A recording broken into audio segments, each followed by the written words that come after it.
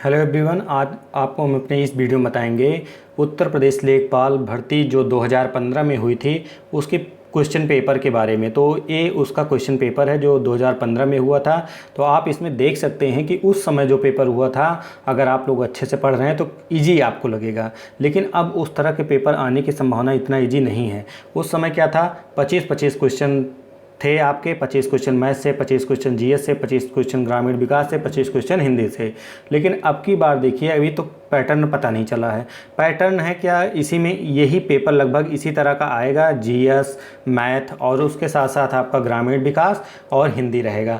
तो इसका क्या करते हैं, कुछ और चेंज करते हैं कि नहीं करते हैं, लेकिन आपको क्या करना है कि आपको तो सारे वही पढ़ने हैं ना, तो अभी से आप जुट जाइए, क्योंकि समय ज़्यादा नहीं रहेगा। जब नोटिफिकेशन आएगा तो आपके पास बिल्कुल समय नहीं बचेगा, मात्र 1 से 1.5 महीने का समय बचेगा, उसमें आप कंप्लीट नहीं कर पाएंगे। तो इसलिए अभी से जुट जाइए, पेपर का पैटर्न देख लीजिए प्रीवियस ईयर के, उसके बाद आप पढ़ते रहिए। हम आपको एमसीक्यू देते रहेंगे, ज़्यादा से ज़्यादा एमसीक्यू देंगे और उसकी तैयारी भी करवाएंगे लेखपाल भर्ती की। तो आप लोग अभी से जुड़ जाइए। आप अपनी बुक जो आपके पास हो उसको स्वयं से अध्ययन करने का आप स्वयं भी प्रयास कीजिए। ऐसा ना हो कि आप केवल यूट्यूब के भरोसे रहें, वो भी सही नहीं है। आप अपने से जो पढ़ेंगे वो आपका नॉलेज अलग से बढ़ेगा, आप देखेंगे उसका नॉलेज अलग से बढ़ेगा। तो चलिए शुरू करते हैं अपने इस वीडियो को। तो सबसे पहले देखते हैं हिंदी के प्रश्नों को। हिंदी में टोटल 25 प्रश्न दिए गए थे।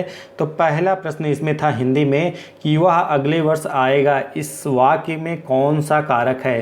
तो इस वाक्य में जो है आपका संबंध कारक है। कौन सा कारक है? संबंध कारक। मैं बताऊंगा जब आपको, तो हिंदी पूरा एक्सप्लेन करते चलूंगा, एक एक टॉपिक लेके चलेंगे। मैंने एक टॉपिक पढ़ा दिया है, कौन सा, वर्णमाला पढ़ा दिया, एमसीक्यू करा दिए। उसके बाद जितने टॉपिक हैं सब कवर करेंगे और अच्छे से पढ़ाएंगे। आप लोग अगर अच्छे से कर लेते हैं तो एक भी प्रश्न गलत नहीं करेंगे।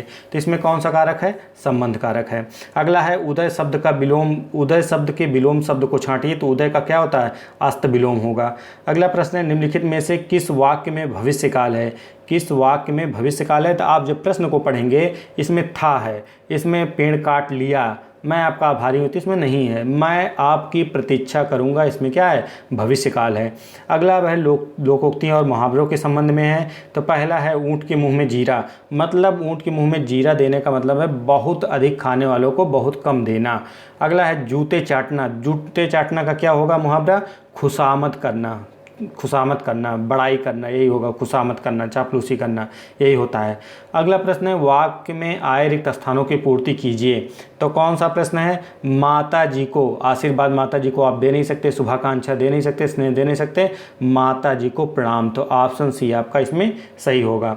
अगला प्रश्न है ऐसे व्यक्ति जिसके आने का दिन और समय पहले से निश्चित नहीं होता कहलाता है, क्या कहलाता है? अतिथि। एक मूवी भी आई थी अतिथि तुम कब जाओगे। तो इनका जाने और आने का समय निश्चित नहीं होता है, इसलिए इन्हें अतिथि कहा जाता है। स्वच्छ शब्द का पर्यायवाची शब्द क्या है? स्वच्छ शब्द का पर्यायवाची आपका निर्मल है। पंकिल आपका कीचड़ के रूप में होता है, तो पंकिल नहीं होगा, नहीं तो आप लोग पंकिल समझिए। उसके बाद अगला प्रश्न जो है इसमें कह रहा है कि ABC गोले हैं, त्रुटियां, मतलब कि जो त्रुटि है उसको बताना है आपको, कौन सी इसमें त्रुटि है, इस तरह से बताना है। तो मुझे कल 2 किलो लीची खरीदने हैं। तो मुझे 2 किलो लीची खरीदनी है होना चाहिए था, लीची खरीदने नहीं है होना चाहिए था। तो ये आपका गलत है। अपने अपने किताबें बस्ते में डाल लो। तो इसमें सब सही है, अपनी अपनी होना चाहिए था, यहाँ पर अपनी अपनी किताबें बस्ते में डाल लो। तो ये आपका एक गलत है, तो मतलब ए सही है ऑप्शन में। अगला है प्रमथ। मतलब इसका एक अर्थ शब्द के साथ लिखा है, दूसरा अर्थ आपको बताना है। तो प्रमथ का यहाँ पे स्वेच्छाचारी दिया गया है, तो प्रमथ का क्या होगा? उन्मत्त होगा। ऑप्शन ए सही है। एक कनक का अर्थ धतूरा है, तो दूसरे कनक का अर्थ क्या होता है? सोना होता है। अगला है संधि विच्छेद में दिया गया है कि इसकी संधि विच्छेद क्या होगा? रीत्यानुसार का होगा, रीति प्लस अनुसार। रीति प्लस अनुसार, इसका मतलब ये आपकी यण संधि है, रीति अनुसार। अगला प्रश्न आपका है कि शुद्ध वाक्य का चयन करना है। वह एक महिला विद्वान थी। तो महिला के साथ विद्वान नहीं लगेगा, विदुषी लगेगा। तो इसमें विकल्प बी सही है, वह एक विदुषी महिला थी। अगला प्रश्न है वह प्रमाण सहित अपनी बात बताएगा। तो इसमें जो ऑप्शन में आप देखेंगे वह सप्रमाण के साथ, तो वह प्रमाण के सहित, वह सप्रमाण सहित, ये सब गलत है, केवल ये सही है, वह प्रमाण सहित अपनी बात बताएगा। अगला प्रश्न है कि 16 से 17 निम्नलिखित वाक्यों के एक शब्द चुनिए, एक शब्द चुनना है। किसी की सहायता करने वाले को क्या कहते हैं? सहायक कहते हैं। भला चाहने वालों को क्या कहते हैं? जो आपका भला चाहे उसे हितैषी कहते हैं।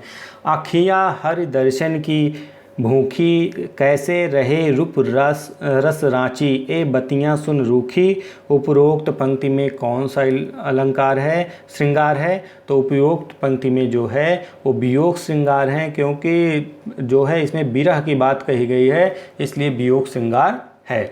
विद्वान शब्द का स्त्रीलिंग क्या होगा? विदुषी होगा। अगला प्रश्न है निम्नलिखित शब्दों में से तद्भव शब्द का चयन कीजिए। तद्भव जो अशुद्ध होते हैं या हिंदी में जो प्रयुक्त किए जाते हैं उनको तद्भव शब्द कहते हैं। तद्भव अशुद्ध रूप होता है, तो प्यास इसमें जो है इसमें तद्भव शब्द आपका होगा। प्रांगण, उद्वेग, आश्रम, ये सब तत्सम शब्द हैं। अगला प्रश्न है काली घटा का घमंड घटा, मतलब काली घटा काले बादल का घमंड क्या है? घट गया। इसमें यमक अलंकार है। एक शब्द घटा घटा का अलग अलग अर्थ है इसका। चाकू शब्द का बहुवचन क्या होगा? तो चाकू शब्द का आपका बहुवचन चाकुओं होगा। त्रिवेणी शब्द में कौन सा समास है? तो त्रिवेणी मतलब तीन, इसमें मतलब कि क्या रहा है? संख्या का बोध करा रहा है, इसलिए इसमें क्या होगा? द्विगु समास होगा। विकल्प सी आपका सही है।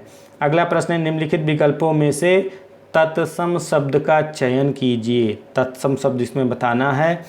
तो निम्नलिखित विकल्पों में तत्सम शब्द, तो तीखा, अटारी, गहरा, तो इसमें निकृष्ट जो होगा ये आपका तत्सम शब्द है। अगला प्रश्न है निम्नलिखित वाक्य में मोटे छपे शब्द का शुद्ध वर्तनी कौन सी है? अत्यधिक व्यस्तता से जीवन में नीरसता आ जाती है। तो इसमें अत्यधिक आपसे पूछ रहा है कि अत्यधिक कौन सा सही होगा? तो आपका विकल्प ए सही होगा। इसमें अत्यधिक सही दिया गया है। अगला प्रश्न आपके जो होंगे 25 प्रश्न गणित से होंगे, तो गणित के प्रश्न आपको स्वयं हल करने हैं। बस केवल मैं उत्तर बता दूंगा, आप इसमें ये देख पाएंगे कि आपका पैटर्न क्या था प्रीवियस ईयर एग्जाम के क्वेश्चन पेपर का। तो बस यही कुल मिला के इसका मतलब था। तो पहला प्रश्न है कि एक व्यापारी अपनी वस्तुओं पर 25% मूल्य बढ़ाकर अंकित करता है। यदि वह अंकित मूल्य पर 4% छूट देता है तो उसका लाभ प्रतिशत में क्या होगा? तो इसका उत्तर जो होगा आपका 20% होगा। आप इसको हल जरूर करें। तीन संख्याओं का योगफल 392 है। पहली तथा दूसरी संख्याओं का अनुपात 2:3 है। दूसरी तथा तीसरी संख्या का अनुपात 5:8 है। तो पहली संख्या क्या होगी? पहली संख्या आपकी 80 होगी। विकल्प आपका डी इसमें सही है। अगला प्रश्न है 4 अंकों की बड़ी से बड़ी जो 24, 30 एवं 36 से प्रत्येक से विभाजित हो निम्न में से कौन सी है? तो इसमें जो है इसमें कोई ऐसी संख्या नहीं है। ये विकल्प आपका इसमें विकल्प जो दिया गया गलत है। आप इसको हल करके इसका उत्तर पाने का प्रयास कीजिएगा। अगला 29 नंबर प्रश्न है यदि आंकड़ों के एक समूह के माध्य और मानक विचलन गुणांक क्रमशः 10 और 5 हैं तो आंकड़ों के समूह का मानक विचलन क्या होगा? आंकड़ों के समूह का मानक विचलन 50 होगा। विकल्प ए सही है। अगला प्रश्न है यदि x² + 1/x² बराबर 23 हो तो x की घात 4 + 1/x की घात 4 का मान क्या होगा? तो इसमें जो आपका मान उत्तर जो आएगा वो 527 आएगा। विकल्प सी सही है। अगला प्रश्न है सुरेश तथा संदीप एक व्यवसाय में साझेदार हैं। सुरेश ने 5 माह के लिए 5000 तथा संदीप ने 6 माह के लिए 6000 व्यवसाय में लगाए। वर्ष के अंत में 610 के कुल लाभ में से संदीप को कितना मिलेगा? तो पूछ रहा संदीप को कितना मिलेगा? तो 360 रुपये मिलेगा। अगला प्रश्न है दो संख्याओं का अनुपात 3:5 है। उनका लघुत्तम समापवर्त 300 है। छोटी संख्या कौन सी होगी? तो छोटी संख्या आपकी 60 होगी। विकल्प बी आपका इसमें सही है। अगला प्रश्न दिया गया है रूट में दिया गया, आप प्रश्न देख लीजिए। इसमें इसका मान क्या होगा ये पूछा जा रहा है। तो इसमें इसका मान जो होगा 125 होगा। विकल्प बी सही है आपका।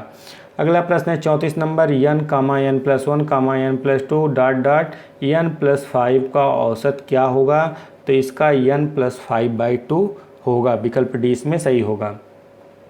अगला प्रश्न है 35 नंबर यदि किसी भिन्न के हर में 1 जोड़ा जाता है तो भिन्न 1/2 हो जाता है। यदि भिन्न के अंश में 1 जोड़ा जाता है तो भिन्न 1 हो जाता है। भिन्न के अंश और हर का योगफल क्या होगा, तो 5 होगा। अगला प्रश्न है कि 3 भिन्न पात्रों में भिन्न भिन्न मात्राओं के दूध और जल के मिश्रण है जिनकी माप 403 लीटर, 434 लीटर और 465 लीटर है। बड़े से बड़ा माप क्या होना चाहिए जिससे सभी भिन्न भिन्न मात्राओं को पूर्णतया मापा जा सके। तो इसमें जो आपका उत्तर होगा 31, विकल्प बी 31 इसका आंसर होगा। अगला प्रश्न है 720 मिठाइयाँ बच्चों में बराबर बराबर इस प्रकार बांटी जाती हैं कि प्रत्येक बच्चे को मिली मिठाइयों की संख्या बच्चों की कुल संख्या के 20% के बराबर होती है। प्रत्येक बच्चों को कितनी मिठाई मिलेगी, तो प्रत्येक बच्चे को जो है वो 12 मिठाई मिलेगी, विकल्प सी सही है आपका। अगला प्रश्न है 38 नंबर, वह छोटी से छोटी संख्या जिसे 512 से गुणा करने पर प्राप्त गुणनफल एक पूर्ण घन होता है। तो इसमें जो है आपका 8 होगा, 8 × 64, 64 × 512। अगला प्रश्न है आपका 36 व्यक्तियों का एक कार्य को 18 दिन में पूरा कर सकते हैं। 36 व्यक्ति एक कार्य को 18 दिन में पूरा कर सकते हैं। 27 व्यक्ति उसी कार्य को कितने दिन में पूरा करेंगे, तो 27 व्यक्ति उस कार्य को 24 दिन में पूरा करेंगे, विकल्प डी सही है। अगला है एक धनराशि साधारण ब्याज पर 2 वर्ष के लिए किसी निश्चित दर पर दी जाती है। यदि इसे 3% उच्चतर दर पर दिया जाता है तो 300 अधिक प्राप्त होते हैं। धनराशि क्या होगी, तो इसकी धनराशि आपकी 5000 होगी। अगला प्रश्न है 41 नंबर, ए, बी और सी कंपनी में हिस्सेदार हैं। किसी एक वर्ष में ए को लाभ का 1/3 भाग मिला, बी को 1/4 भाग मिला, सी को 5000 रुपये मिले, तब ए को कितना लाभ मिला है। ए को कितना लाभ मिला है, तो ए को आपके 4000 रुपये लाभ मिला है, विकल्प बी आपका सही है। अगला प्रश्न है एक समबाहु त्रिभुज की ऊंचाई क्या होगी जिसकी प्रत्येक भुजा 4 सेंटीमीटर है, तो 2√3 सेंटीमीटर होगी। एक त्रिभुज की 3 भुजाओं की लंबाइयाँ क्रमशः 35, 40 तथा 45 सेंटीमीटर है।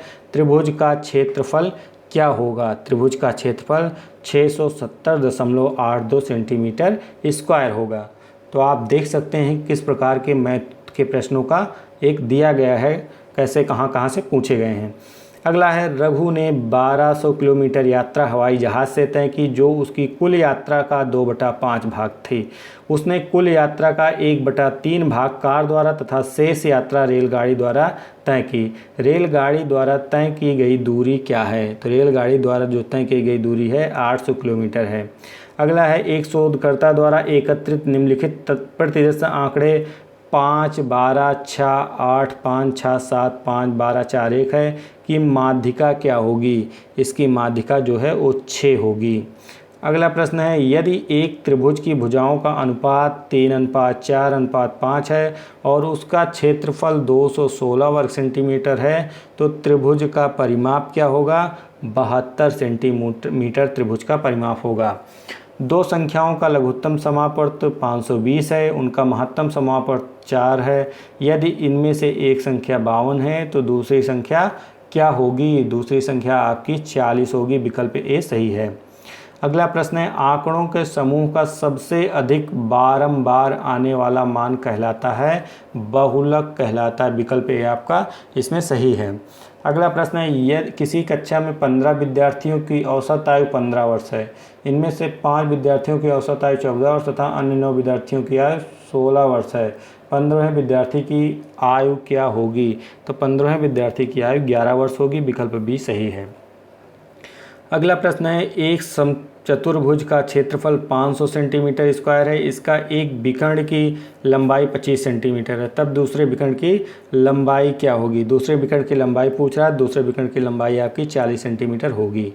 अब है सामान्य जानकारी से प्रश्न। सामान्य जानकारी के बाद आएगा आपका ग्रामीण विकास से संबंधित प्रश्न। तो पहला प्रश्न इसमें था गांधी जी ने भारत छोड़ो आंदोलन कब शुरू किया था, तो आप लोगों को पता होगा 1942 में। मैंने इतिहास के जो भी वीडियो बनाए हैं आप उसे देख सकते हैं। गदर क्रांति आरंभ होने का सबसे प्रमुख कारण क्या था, तो कामागाटा मारू की घटना थी, इसी के कारण शुरू हुआ था गदर क्रांति। अगला प्रश्न है, निम्नलिखित में से कौन सा मेरु राज्य का एक महत्वपूर्ण कार्य है? तो मेरु राज्य का एक महत्वपूर्ण जो कार्य होता है प्रतिवर्ती क्रियाओं का नियंत्रण करना होता है। अगला प्रश्न है, उपराष्ट्रपति को अपना कार्यकाल समाप्त होने से पूर्व अपने पद से हटाने का अधिकार निम्नलिखित में से किसके पास है? तो राज्यसभा को होता है। सबसे पहले राज्यसभा में लाया जाएगा तो राज्यसभा को होता है विकल्प के अनुसार। अगला है, निम्नलिखित में से किसका प्रशांतक औसत के रूप में प्रयोग किया जाता है? तो प्रशांतक औसत के रूप में जो प्रयोग किया जाता है वो आपका है बेलियम है, बेलियम। मोहिनीअट्टम नृत्य जो है रूप निम्नलिखित में से किस राज्य से संबंध है? तो केरल से संबंधित है। आप इसके लिए जो है नृत्य या अन्य चीज़ों के लिए आप सामान्य जागरूकता का हमारा एक वीडियो जो मैंने पेट के लिए बनाया था उसको आप ज़रूर देखें, क्योंकि उसमें से भी प्रश्न आपके फंसेंगे, वो आपके लिए इम्पॉर्टेंट है। तो उसको आप जितनी बार हो सके या तो पढ़िए या तो देखिए, जिससे आपका तैयार हो जाए। अगला प्रश्न है, राष्ट्रीय आय को प्रायः कहा जाता है NNP-FC। NNP होता है, NNP पे FC लगा होगा। अगला है 15 मार्च 2015 को badminton championship Swiss grand prix gold विजेता कौन था? तो इसमें आपका मतलब नहीं है, करंट अफेयर आपका पूछा जाएगा। तो इसमें विकल्प में जो सही था वो के श्रीकांत थे। काबिनी, हेमवती, अमरावती कौन सी नदी की सहायक नदियां हैं? तो ये आपके कावेरी की सहायक नदी हैं। हम आपको ज्योग्राफी अच्छे से पढ़ाएंगे, उसमें सारी नदियों की सहायक नदियां जो मुख्य हैं सब बताएंगे, उसके लिए आप निश्चिंत रहिए। तो इसमें क्या होगा? कावेरी नदी आपका होगा। अगला है 1857 के प्रथम स्वतंत्रता विद्रोह में भाग लेने वाली प्रसिद्ध महिला स्वतंत्रता सेनानी कौन थी? तो ये सब तो नहीं थी, ना कस्तूरबा थी, ना सरोजिनी, ना भीखाजी, केवल बेगम हजरत महल थी। विकल्प डी आपका इसमें सही होगा। अगला है, समान प्रवस्था में कंपायमान माध्यम के किन्हीं दो सबसे निकटतम कणों के बीच की दूरी क्या होती है? तरंग दैर्ध्य। अगला प्रश्न है, शहरों के बाहर आर्थिक सुअवसर बनाने के लिए मॉडल शहरी आधारभूत संरचना और सेवाएं ग्रामीण केंद्रों में स्थापित करने का प्रस्ताव कौन रखता है? पूरा। अगला है, हाल ही में किस देश ने WU-14 अतिध्वनिक स्ट्राइक यान का चौथा सफल परीक्षण किया जो परमाणु अस्त्र प्रदान करने में सक्षम है? आपका चीन था। इसमें 63 का कौन सा होगा? 63 का आपका बी होगा। अगला है, यांत्रिक ऊर्जा को वैद्युत ऊर्जा में रूपांतरित करने का कार्य का प्रयोग किया जाता है। किसका प्रयोग किया जाता है? डायनेमो का किया जाता है। निम्नलिखित में से कौन सा देश का संसार में धान उत्पादन में दूसरा स्थान है? तो भारत का है। अगला प्रश्न है, वर्ष 2015 में सर्वोत्तम कल्याण संगठन पुरस्कार से किसको सम्मानित किया गया था? तो इसमें जो आपके सम्मानित किया गया था National Union of Seafarers of India को। विकल्प डी आपका इसमें सही होगा। अगला है, निम्नलिखित में से किसको लोकनायक के रूप में जाना जाता है? तो जयप्रकाश नारायण को जाना जाता है। भारत की लगभग आधी जनसंख्या मात्र 5 राज्यों में रहती है। निम्नलिखित में से कौन सा इन 5 घनी जनसंख्या वाले राज्यों में से नहीं है? तो आपका केरल नहीं है, बाकी तीनों हैं। निम्नलिखित में से कौन अवध के कृषक आंदोलन के नेता थे? बाबा रामचंद्र अवध के थे, प्रतापगढ़ से संबंधित थे। अगला प्रश्न है, निम्नलिखित में से कौन वर्तमान में विश्व बैंक का अध्यक्ष है? तो उस समय जब प्रश्न पूछा गया था तो उस समय अध्यक्ष थे जिम योंग किम थे। विकल्प ए सही था। मशरूम किसका उदाहरण है? मशरूम फंजाई या कवक के उदाहरण है। दिल्ली मेट्रो को अपनी प्रथम ड्राइवर रहित रेलगाड़ी किस देश से प्राप्त हुई थी? दक्षिण कोरिया से प्राप्त हुई थी। अगला प्रश्न है, भारत में पंचायती राज स्थापित करने वाले प्रथम 2 राज्य कौन से थे? तो राजस्थान और आंध्र प्रदेश प्रथम 2 राज्य आपके थे। भारत ने पृथ्वी के धरातल का कितना प्रतिशत घेरा हुआ है? तो 2.4% घेरा हुआ। कितना? 2.4%। विकल्प डी सही है। अशोक के आक्रमण के दौरान कलिंग पूर्वी प्रांत की राजधानी कौन सी थी? तोशाली थी। कलिंग की राजधानी क्या थी? तोशाली। विकल्प डी सही है। अगला प्रश्न आपका जो होगा वो ग्राम विकास से संबंधित होगा। ग्राम विकास के प्रश्नों में आप ये देखेंगे कि इसमें केवल यूपी स्पेशल, अगर मैंने जो यूपी स्पेशल के 500 प्लस MCQ कराए हैं। कितने MCQ? 500 प्लस MCQ कराए हैं। आप उसको ज़रूर से ज़रूर सॉल्व करें। मैं उसकी पूरी की पूरी थ्योरी भी बहुत जल्द करा दूंगा। और कोशिश करेंगे कि उसको 2 से 3 वीडियो में कवर करने का प्रयास करें, जिससे आपका एक वीडियो में तो कवर कर देंगे लेकिन फिर ज़्यादा बड़ा हो जाता है, आप लोग देखते नहीं। अगर 1 से 2 वीडियो कवर कर देंगे जिससे आपका कहीं से भी अगर यूपी स्पेशल से आता तो एक भी प्रश्न गलत नहीं होगा। तो आप धैर्य रखिए ज़रूर। तो इसमें आप इसको ज़रूर देख लीजिएगा तो कितने प्रश्न उसमें से फंसे हैं इसमें यूपी स्पेशल के। कौन सी उपभाषा राज्य के पश्चिम भागों रुहेलखंड और ऊपरी दोआब में बोली जाती है? तो इसमें जो है खड़ी बोली आपकी बोली जाती है, विकल्प भी सही है। तहसील स्तर पर सरकारी निकायों को क्या कहा जाता है? पंचायत समिति कहा जाता है। अगला प्रश्न है 2001 की जनगणना के अनुसार उत्तर प्रदेश का सबसे अधिक जनसंख्या वाला शहर कौन सा है? तो इसमें से जो दिए गए विकल्प के अनुसार आपका कानपुर है। हाल ही में केंद्र सरकार की प्रस्तुत की गई सी रंगराजन रिपोर्ट के अनुसार कोई व्यक्ति जो ग्रामीण क्षेत्र में रुपए से अधिक खर्चा करता है उसे गरीब नहीं समझा जाएगा। तो 32 रुपये से ज़्यादा जो खर्चा करता है उसे गरीब नहीं समझा जाएगा डेली। अगला है उत्तर प्रदेश में निम्नलिखित शहरों में से किससे पीतल उत्पादों का अधिकतम निर्यात किया जाता है? तो आपको पता होगा पीतल के लिए क्या फेमस है? मुरादाबाद आपका फेमस है। उत्तर प्रदेश में कितने जिलों में विभाजित किया जाता है? तो 75 जिले उत्तर प्रदेश में हैं। अगला है अंबेडकर विशेष रोजगार योजना के अंतर्गत परियोजना की इकाई लागत से कम नहीं होनी चाहिए। परियोजना की जो लागत है वो किससे कम नहीं होनी चाहिए? 50,000 से कम नहीं होनी चाहिए। विकल्प डी आपका सही है। अगला है सुल्तानपुर ने सामाजिक वानिकी योजना के तहत कुशल कार्यप्रणाली के लिए केंद्रीकृत डाटाबेस की समस्या का समाधान करने की पहल की है। कौन की है? राष्ट्रीय सूचना केंद्र, नेशनल इंफॉर्मेटिक्स सेंटर। उत्तर मध्य रेलवे का मुख्यालय आपका कहाँ है? तो उत्तर मध्य रेलवे का मुख्यालय आपका इलाहाबाद में स्थित है। विकल्प बी आपका सही है। अगला प्रश्न है भारत में स्थित किस शहर को विश्व का सबसे पुराना शहर के नाम से जाना जानता? कौन सा पुराना शहर है? तो आपका वाराणसी है। विकल्प बी आपका इसमें सही है। अगला है चमड़े की वस्तुओं के लिए प्रसिद्ध जिले कौन से हैं? तो चमड़े की वस्तु के लिए आपको पता है कि एक तो कानपुर है और दूसरा आगरा। आगरा से तो हटा दिया गया है, तो कानपुर इसमें फेमस है चमड़े के उद्योग के लिए, वस्तुओं के लिए। इंदिरा आवास योजना में जो एक केंद्र समर्थित योजना का राज्य सरकार के साथ लागत में सहभाजन अनुपात क्या है? तो 75:25 है। भू कृषि का रिकॉर्ड कौन सा है? भू कृषि का रिकॉर्ड गिरदावरी है। तो आप इतना जानिए जो पुरानी योजनाएं हैं उनसे भी प्रश्न पूछे जाते हैं। 2015 में पेपर हुआ था, लेकिन इंदिरा गांधी आवास योजना कब की चालू हुई थी? तो पुराने भी प्रश्न पूछे जाते हैं। तो उसको इकोनॉमिक्स का विषय है, तो इकोनॉमिक्स में इसको हम आपको बताएंगे। जितनी पुरानी योजनाएं चलाई गई थी मुख्य उनको बताएंगे जो अभी भी चल रही हैं।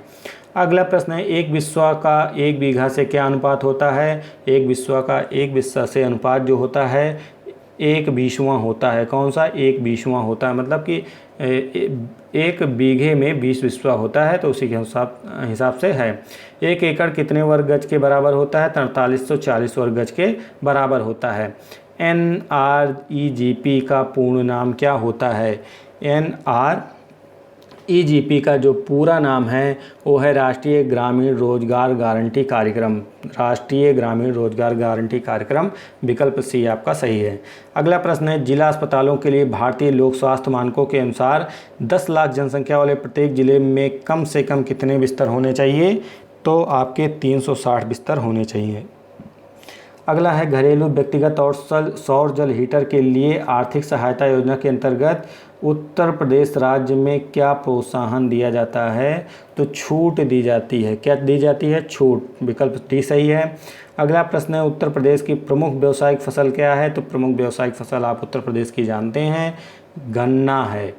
एक ग्राम पंचायत में ग्राम वार्डों से चुने हुए कितने सदस्य होते हैं जिन्हें पंच कहा जाता है? तो 7 से लेकर 17 तक होते हैं। अगला प्रश्न है उत्तर प्रदेश के उच्च न्यायालय के मुख्य न्यायाधीश की नियुक्ति कौन करता है? तो भारत का राष्ट्रपति करता है। कौन करता है? भारत का राष्ट्रपति। विकल्प बी आपका सही है। उत्तर प्रदेश में एक वर्ष में न्यूनतम कितनी ग्राम सभा की बैठक अनिवार्य है, मतलब होनी चाहिए? कम से कम 2 होनी चाहिए। जैसे आप लोकसभा राज्यसभा की बैठकें होती हैं कम से कम एक वर्ष में 2 बार, तो उसी तरह इसका भी है। एक व्यक्ति के लिए पंचायत का सदस्य बनने की न्यूनतम सीमा कितनी होती है? 21 वर्ष की होती है। अगला है मध्याह्न भोजन कार्यक्रम के अंतर्गत विद्यालय स्तर पर बच्चों के न्यून भार की प्रतिशतता का आकलन किस आवृत्ति पर किया जाना चाहिए। तो इसका जो है आकलन अर्धवार्षिक स्तर पर किया जाना चाहिए। किस पर? अर्धवार्षिक। विकल्प ए सही है। अगला जो प्रश्न है MGNREGA मनरेगा के अंतर्गत सामग्री संगठक के मामले में केंद्र और राज्य सरकारों द्वारा किए गए निधिकरण का अनुपात क्या होता है? 75:25 का होता है। विकल्प डी आपका इसमें सही है। तो ये आपके प्रश्न थे जो प्रीवियस ईयर में आए थे लेखपाल की भर्ती में, तो इसको देखना आवश्यक है और आप इसके हिसाब से अनुमान लगा सकते हैं कि आने वाले एग्ज़ाम का पैटर्न क्या होगा, क्योंकि 1-1.5 महीने का टाइम जब बचा रहेगा तो उतने में नया सिलेबस वो देने की कोशिश नहीं करेंगे, पुराने सिलेबस के अनुसार ही प्रश्न आएंगे, बस यही रहेगा, उसका लेवल कुछ और रहेगा। तो फ्रेंड्स, हमारे इस वीडियो में बस इतना ही। धन्यवाद।